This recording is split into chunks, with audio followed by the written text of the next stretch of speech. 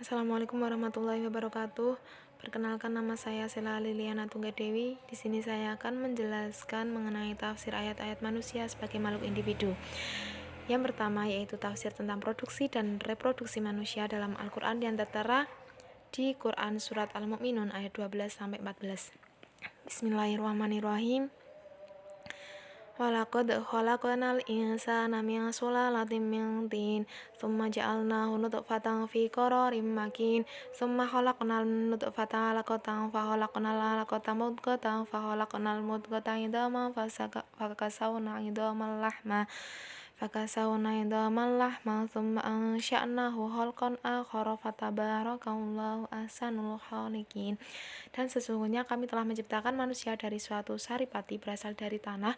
Kemudian kami jadikan saripati itu air mani yang disimpan dalam tempat yang kokoh atau rahim. Kemudian air mani itu kami jadikan segumpal darah, lalu segumpal darah itu kami jadikan segumpal daging, dan segumpal daging itu kami jadikan tulang belulang, lalu tulang belulang itu kami bungkus dengan daging. Kemudian kami jadikan dia makhluk yang berbentuk lain. Maka Maha Suci Allah, pencipta yang paling baik. Tafsir ayatnya itu, Allah menciptakan keturunan Adam dari saripati air, yaitu air mani. Keturunan manusia diciptakan dari air mani yang berada di tulang rusuk lelaki, kemudian dipancarkan dan disimpan dalam tempat yang kukuh, yaitu di rahim wanita. Tempat yang kukuh, kuat, dan terjaga mulai dari permulaan hamil hingga akhir persalinan.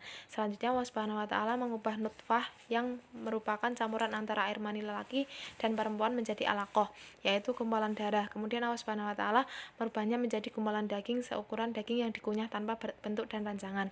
Perubahan bentuk disebut penciptaan karena Allah Subhanahu wa Ta'ala menghilangkan sebagian ciri dari menciptakan ciri lain. Dari gumpalan daging selanjutnya Allah Subhanahu wa Ta'ala merubahnya menjadi tulang berbentuk yang memiliki potongan dan bagian-bagian, mulai dari kepala, kedua tangan dan kaki, termasuk tulang, saraf dan urat. Selanjutnya Allah Subhanahu wa Ta'ala menutupi tulang yang tercipta dengan daging dan menutupi dan memperkuat. Allah Subhanahu wa Ta'ala menjadikan daging laksana baju bagi tulang. Selanjutnya Allah Subhanahu wa Ta'ala menciptakan wujud lain yang berbeda dengan wujud sebelumnya dengan meniupkan ruh ke janin. Janin kemudian bergerak dan menjadi bentuk berbeda yang memiliki pendengaran, penglihatan, pemahaman, perasaan, dan gerakan. Kemudian tafsir tentang penciptaan awal manusia dalam Al-Quran yang tertera di surat As-Sajdah ayat 7-9. Bismillahirrahmanirrahim. Alladzi ahsana kulla syai'in khalaqahu wa bada khalqal insani min tin, tsumma ja'ala naslahu min sulalatin min ma'in mahin, tsumma sawwahu wa nafakha fihi min ruhi wa ja'ala lakumus sama wal absara wal afidah qalilan ma tashkurun. Artinya, yang membuat segala sesuatu yang dia ciptakan sebaik-baiknya dan memulai penciptaan manusia dari tanah. Kemudian dia menjadikan keturunannya dari saripati air yang hina atau air mani. Kemudian dia menyempurnakan dan meniupkan ke dalam tubuhnya roh ciptaannya, dan dia menjadikan bagi kamu pendengaran, penglihatan, dan hati, tetapi kamu sedikit sekali bersyukur. Tafsir ayatnya itu menjelaskan bahwa Allah memulai penciptaan manusia dari tanah.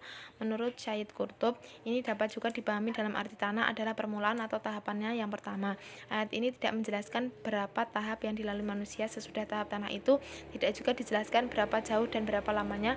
Karena terbuat dari tanah, manusia dipengaruhi oleh kekuatan alam, sama halnya dengan makhluk-makhluk hidup di bumi lainnya. Ia butuh makan, minum, hubungan seks, dan lain-lain. Dengan roh, ia meningkat dari dimensi kebutuhan tanah itu.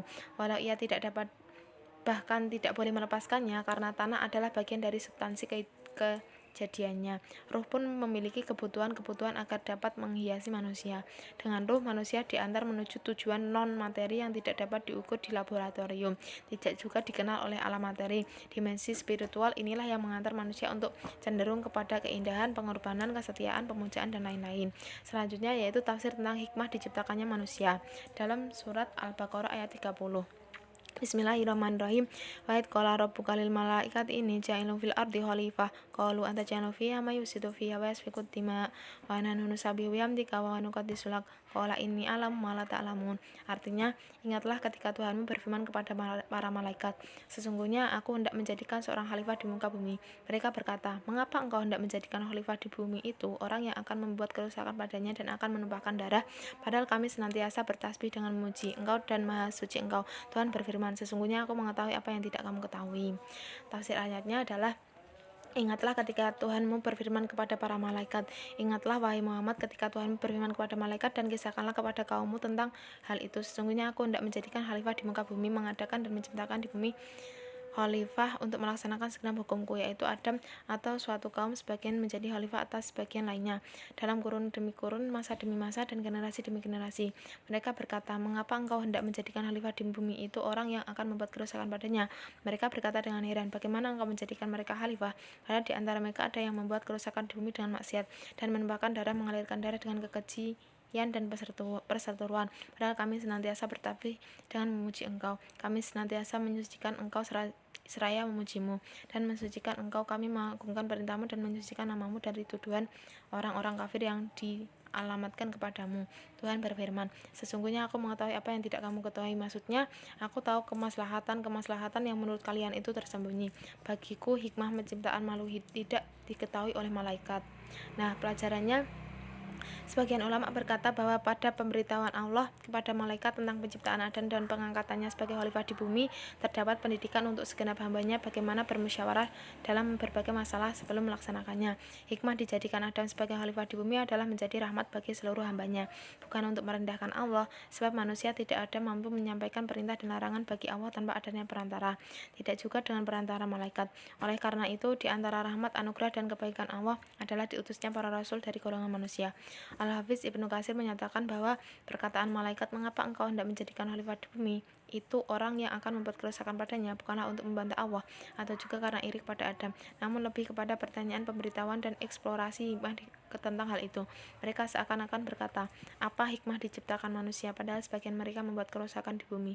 Ibnu Jauzi berkata, malaikat tahu bahwa anak cucu Adam membuat kerusakan di bumi, lalu diberitakan kepada Allah mengenai keadaan mereka. Dikatakan, dulu di bumi ada jin yang membuat kerusakan, kemudian Allah mengutus malaikat, lalu malaikat membunuh mereka, kemudian malaikat menimbang manusia dari golongan jin itu.